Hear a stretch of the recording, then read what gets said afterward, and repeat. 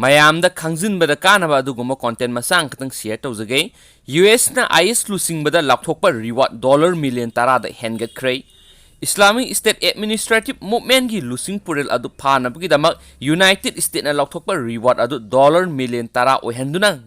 ngarang saruk ani hengat kray hana US ki Secretary of State Mike Pompeo na lakthokray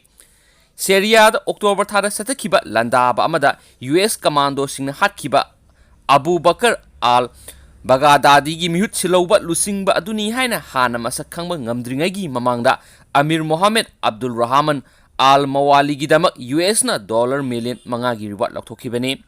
English maga samapan humdraga tarukta pokpa al Mawali asi Islamic law scholar amani United Nations miyam paktak na hatpani haina phongdokpa Yazidi minority kangbu bu hatpa sumhanbagi yathang adu mahak na tawi Jihadi sing aduna Thainagi lining ama satpa Yazidi lining kaya hatki amasum Middle East makoina paktak na operation chathaduna nupi amasum nupi masa sing lising kya bu phaki amasum minai uhenki Al Baghdadi gi mihut silhoduna Islamic State ki lusing pural oirakhraba Al Mawali asi Iraq City Mosulda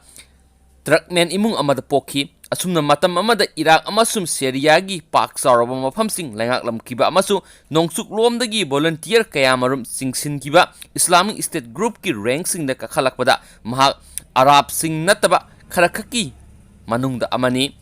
group asige akanba mafamsing adu manghankre adubu Afghanistan amasung West Africa yauna malem gi akoiba achauba attack kya gi ithil piri